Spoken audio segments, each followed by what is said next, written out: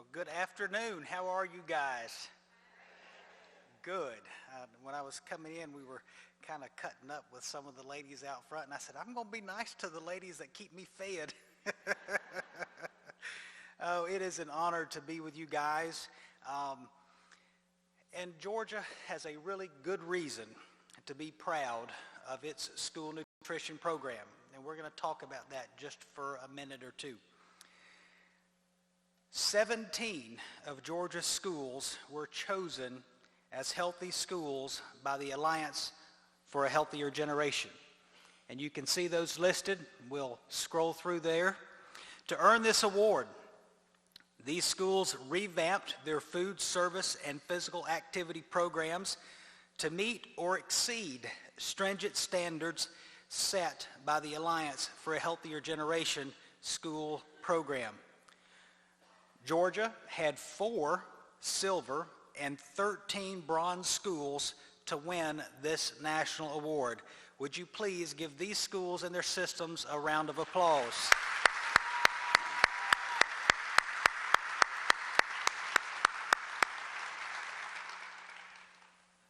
You guys are to be congratulated. Georgia also submitted 20 schools as recipients of the USDA Southeast Region Best Practice Award.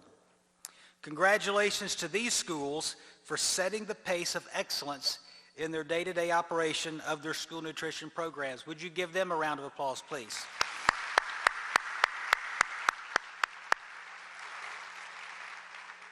All right. And from what I understand, Georgia had 11 schools win the USDA's Healthier U.S. School Challenge. These schools were invited to a reception hosted by First Lady Michelle Obama on the South Lawn of the White House. The challenge recognizes schools that create healthier school environments by providing exceptional nutrition, education, nutritious food and beverage choices, physical education, and opportunities for physical activity. Congratulations to those schools for being named a gold or bronze winner. Can you give them a round of applause, please? You know, I have folks that work with Miss Rice and these other people when they ask me to come and speak, and they kind of put some talking points together for me, and they always fuss at me because I never stay on their talking points. So I've obliged and I've done part of my talking points, and that's not to discount or discredit any of the recognition. I want to make sure I didn't miss any of it. That's why I read those. But I want to talk for a few minutes about a couple other things. At our last state board meeting, I had the opportunity, we had some folks from our school nutrition program and from the I'm not sure of all the appropriate titles and that type of thing, but from farm to table organizations and organic foods and that type of thing, they provided lunch for us. And you know, the exciting thing was one of the items on the menu was collard greens. I love collard greens. And so I was really excited about that. And I wasn't particularly, I'm on a particular kind of I guess diet at the moment where I'm not eating meat and I'm just eating vegetables and not eating sugar and that type of thing. And so I was really excited to see all these vegetables in there because I do like my vegetables. And what was really exciting was everything that they served us, one, came from Georgia, was homegrown, but 2, was prepared using one of the recipes that is already in use in our school systems in the state of Georgia. And I will have to tell you, it was incredibly good food. And I want you guys to know that from my office, and I've communicated this with Nancy Rice on several occasions, you have my 100% support behind whatever we can do to get locally grown, fresh produce, fruits and vegetables and things such as that to our children without all of the preservatives and all that other kind of stuff that goes along with it, because I'm kind of a farm guy myself, and I like my homegrown vegetables because I know that they taste so much better, and they're better for our kids. And there's a lot of research out there that talks about the value. We know the role that nutrition plays in good education and our students achieving better in their classroom. So you have whatever support you need from me. I talk with Ms. Rice. I say, I know that we've got USDA guidelines and we've got all these other laws and all these other statutes, but let's do whatever we can do to make sure that we're getting good, healthy food to our kids. So you have my support in that.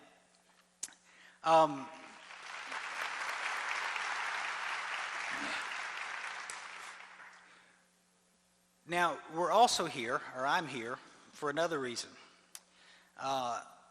You guys asked me to bring a welcome and kick off your meeting, and that's great, and I'm glad to do that. But I want to share, you heard in my introduction that I shared last year about just a personal story about how a school nutrition person in one of my schools had a huge impact on me and the choices that I made and where I am.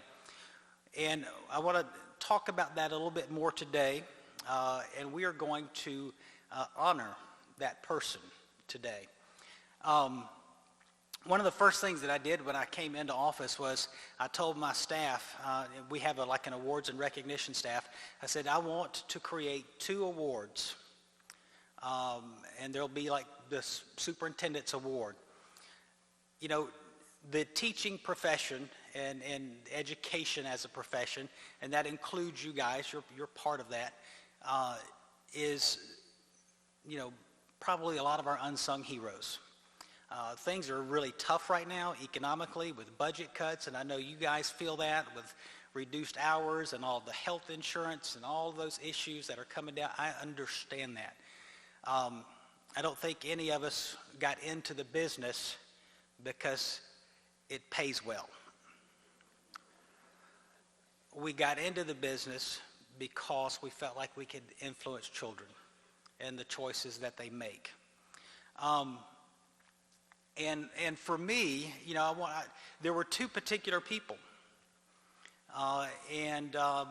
One was a teacher and one was a non-certified person. And so what I told my staff is I want 2 awards. I want to recognize teachers, and I want to recognize the non-certificated or the classified people within the school, because you don't get a lot of recognition a lot of times. And so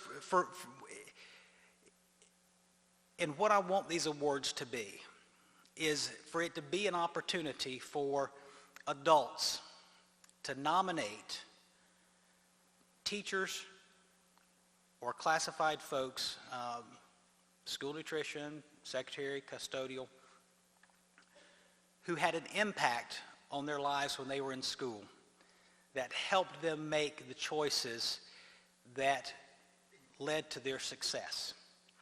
And so last year, we awarded the first Fountain Award to Monty Fountain, who is still a teacher and coach. He's in Douglas County now, but when he coached me in football and taught me civics, he was in Cobb County at Campbell High School, where I went to high school. And how Coach Fountain touched me was this, and this is part of my story. And when I went to high school, I always wanted to play football. People encouraged me to play football because I was a big 8th grader. I don't look very big now because I stopped growing in the 8th grade. So, they wanted me to play football when I was that age.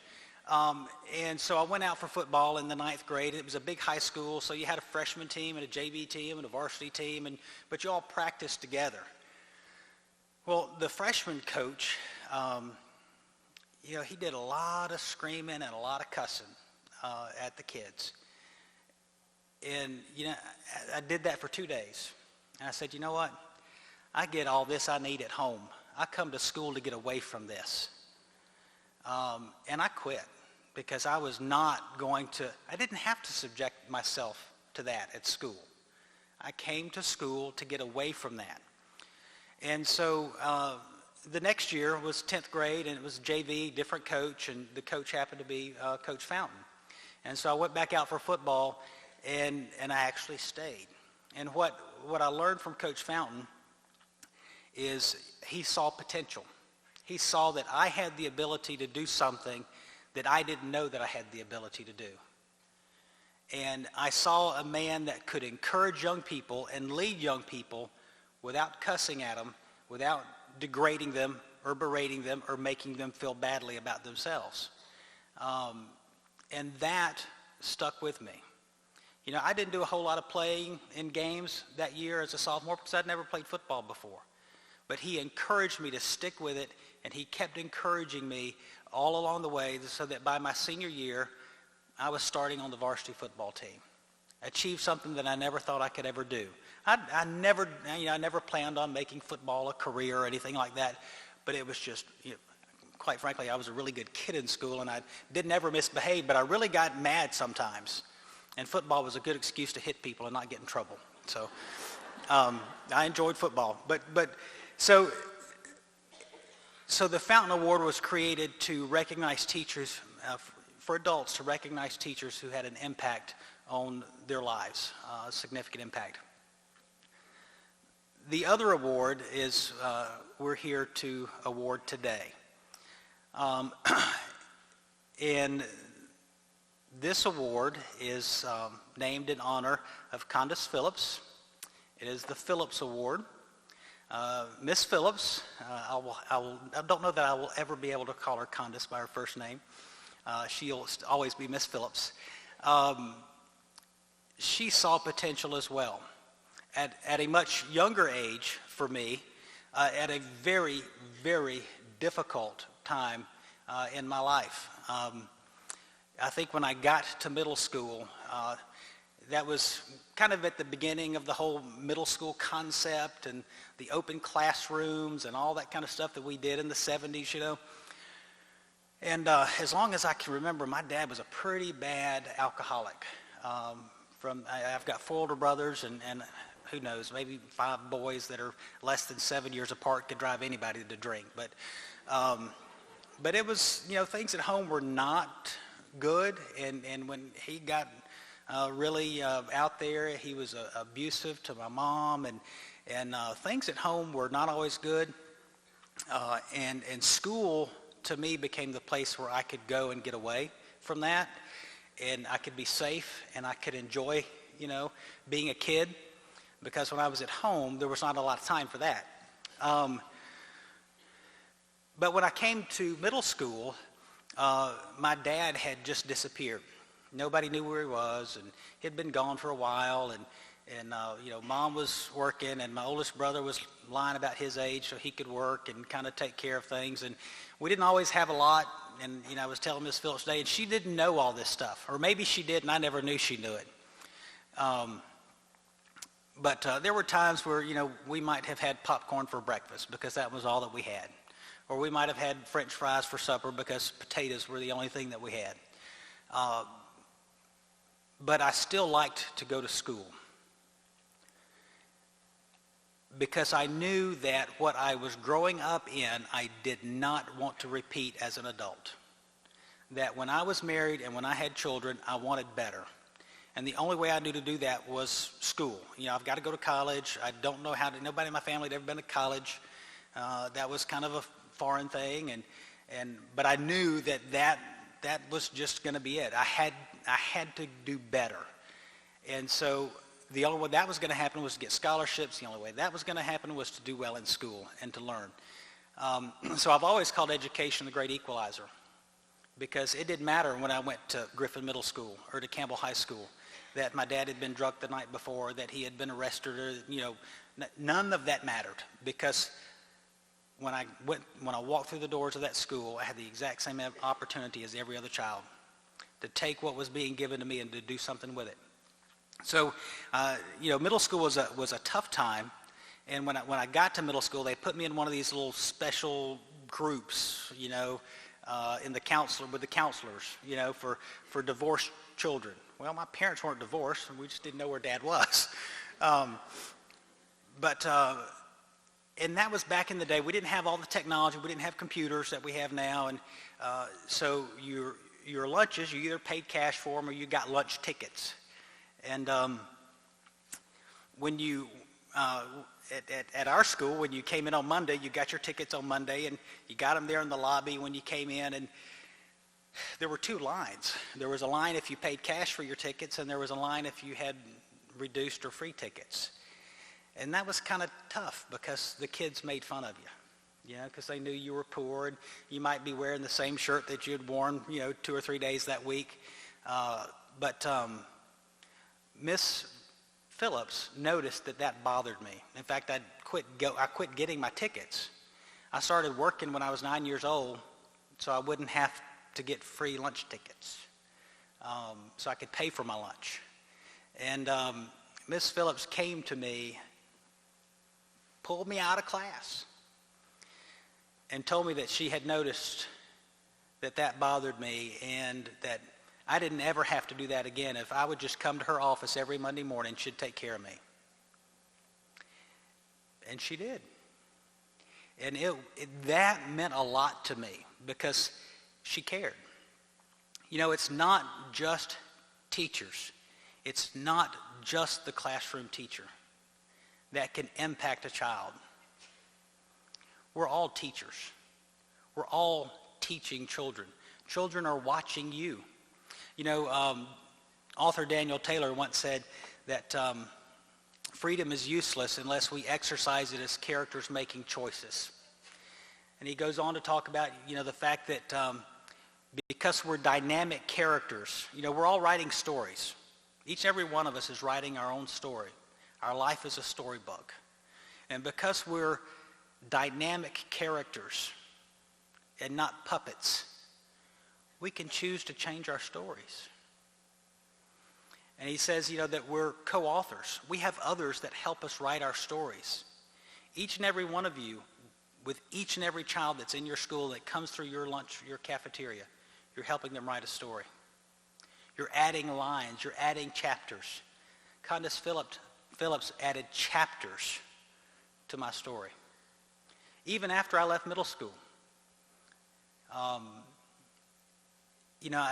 stayed in touch with her because she did impact me. She cared about me. And so throughout high school, I would go back and I would visit her. I would call her. When I got married, I sent her a wedding invitation. I sent her an invitation when I graduated college. I let her know that I was going to college because that meant something to her as well.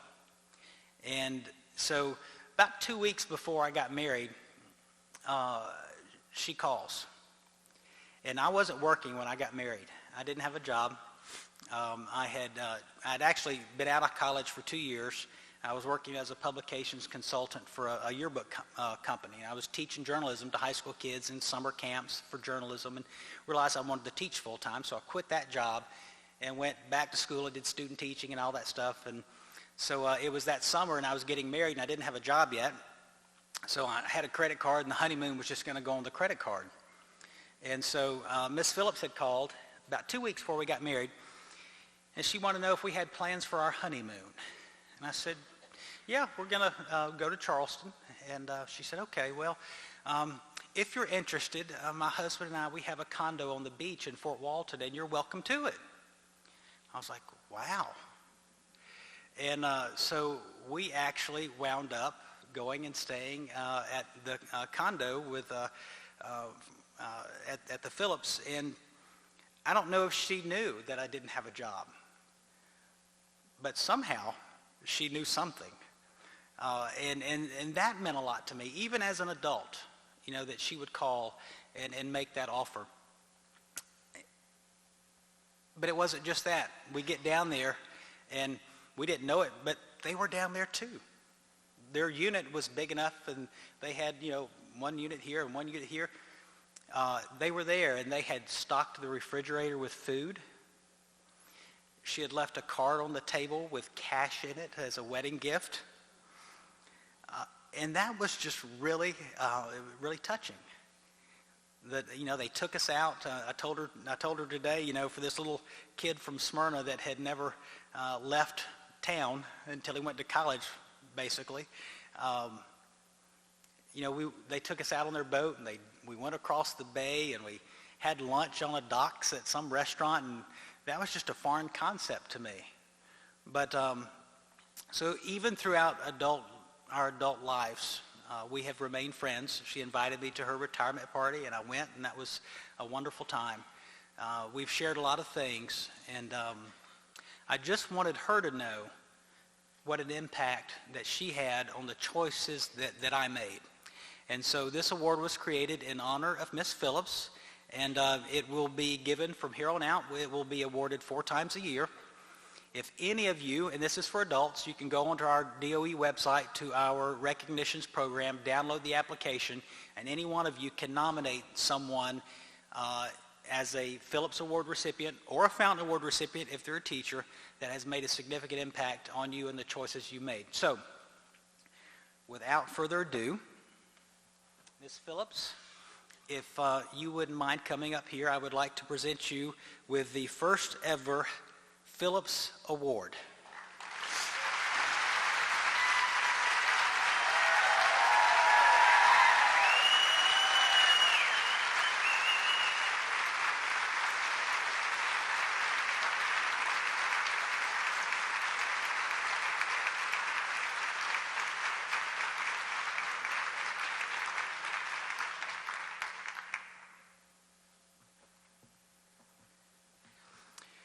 The award says, Condyce Phillips, 2012 Phillips Award recipient, named in honor of Condyce Phillips, who helped Dr. Barge and countless others write a better story for themselves. And it has the state seal and my name and the Making Education Work for All Georgians. Don't ever think that you don't have a role in making education work for our kids. The teachers may be in the classroom, but you are just as important and can have even a larger impact sometimes. Know that you're all helping kids write their stories. Thank you for helping me write mine. Thank you. And you're welcome to say something. Thank you. I would like to say that Dr. John Barge was such a special youngster when he came to Griffin Middle School, 6th, 7th, and 8th grade. Not only was he a bright, bright young man, he had everything in the world that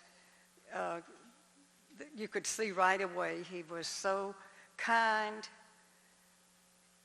He was always caring for the other students when they needed help.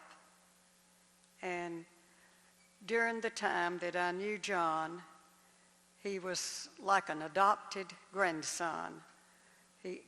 And what I was impressed with was John was always talking about, even in the 7th and 8th grade, he would mention it time after time, about he wanted to get education and go on after he finished college, and so he could either teach, be a principal, or even go further, so he could reach out to students.